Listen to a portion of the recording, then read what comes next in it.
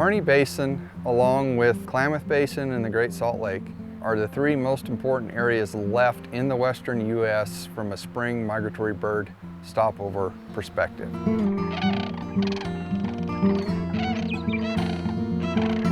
Malheur is really an incredible place for birds.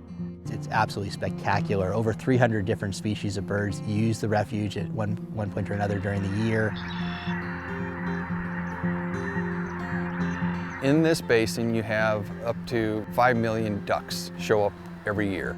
You have 1 million geese. Half of the world's Ross's geese come through this basin.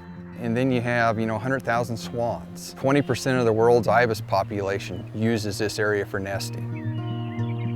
And so this is an extremely important spring migratory stopover point for migratory birds throughout the western U.S. and intercontinentally. Many of our species are in decline. In fact, about 1 out of every 4 bird species in North America is experiencing very significant long-term declines. And so our bird populations are in trouble. And if you care about birds, either for their intrinsic value or for the critical role they play in the health of our ecosystems, you have to care about places like Malheur. Malheur is an absolutely critical wildlife refuge on the Pacific Flyway. When you think about why these bird populations are in such serious trouble, it's because of loss of habitat, fragmentation of habitat. That's the primary driver of bird declines. These type of areas are getting fewer and fewer all the time. And so they're becoming more and more important because the migratory birds just don't have as many choices of places to go anymore. It's an amazing place. It has really a high desert. It has amazing, vibrant wetlands with really great plants and wildlife. By the same token, that water has brought a ranching community and a way of life for people out there. What the ground raises here is native meadows, and it's all flood irrigated. Flood irrigation means that you basically flood the field area and then you just let it permeate.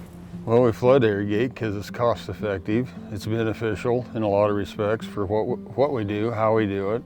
These natural wetland meadows, that flood irrigation suits them and it suits the overall ecology and the environment.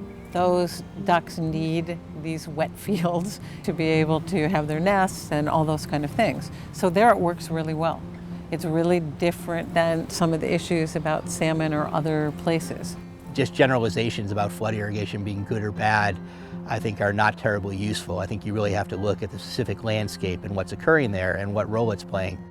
In the case of the Harney Basin, if you go down there, what you're going to find is a lot of the wildlife populations are not using the refuge per se, but they're using the land surrounding the refuge. This is a connected, integrated landscape. And so while the refuge is critically important, so too is the Silvies floodplain to the north and other wildlife areas surrounding it. Traditional flood irrigation practices mimic what the natural system did.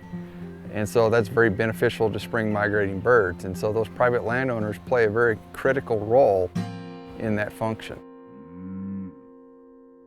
From a flyway standpoint, if this basin is lost, those birds don't have anywhere else to go.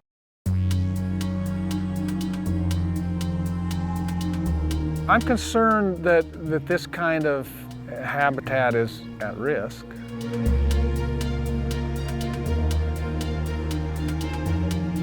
That water really is the connector of everything out there.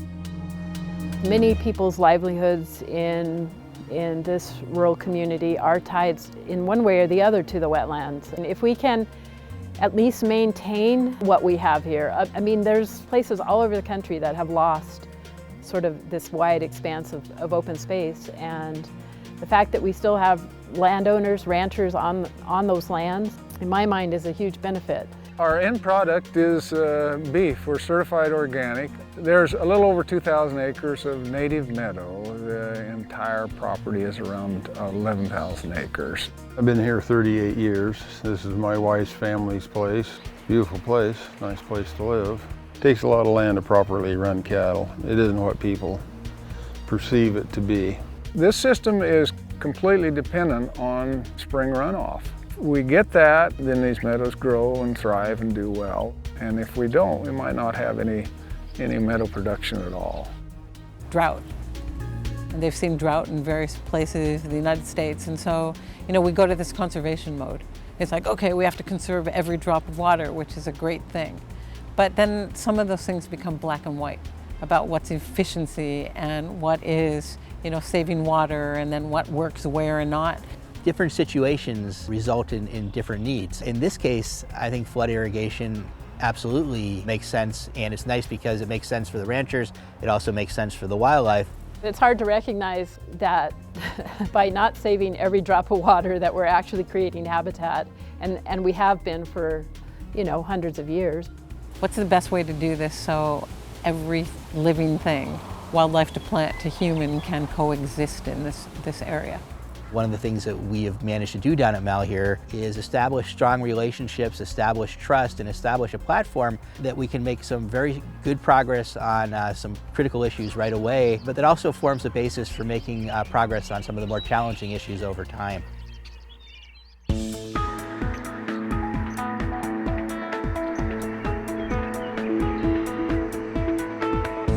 The organization really exists to bring groups together to solve challenging issues. Sometimes in what you'll call collaboration, you have a bunch of like-minded people working together. In this case, we have individuals that have different perspectives, but they're all headed towards a common goal. And so those different perspectives, instead of creating division, are creating strength. When people have a stake in what they've decided on, they seem to work harder about getting it. Within the High Desert Partnership, specifically the Harney Basin Wetland Initiative, we're primarily addressing the management of carp within the system and the restoration of the flood irrigation infrastructure. So how do we upgrade that in a way that preserves the agricultural objectives, preserves the wildlife, and makes really the most efficient use of water as well? People have very old irrigation pipes and systems, so there may be ways to upgrade it. No, there's still more to learn. It's all different year to year, day to day. What those ranches are essentially doing is creating viable habitat and absolutely essential habitat for these populations that are moving through. We love the land. We want to see the soils and the plants and the wildlife thrive. I like to call it that everyone there is interested in water in perpetuity. And then once you have that water in perpetuity, there's lots of different users. When we stop managing completely, whether it's because we have conflict or litigation or whatever, the land is what suffers, and it's to no one's benefit.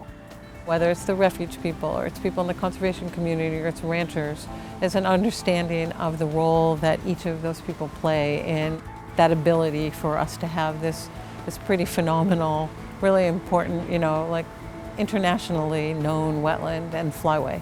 It's not a one-time fix here. This is something that's a reoccurring management strategy.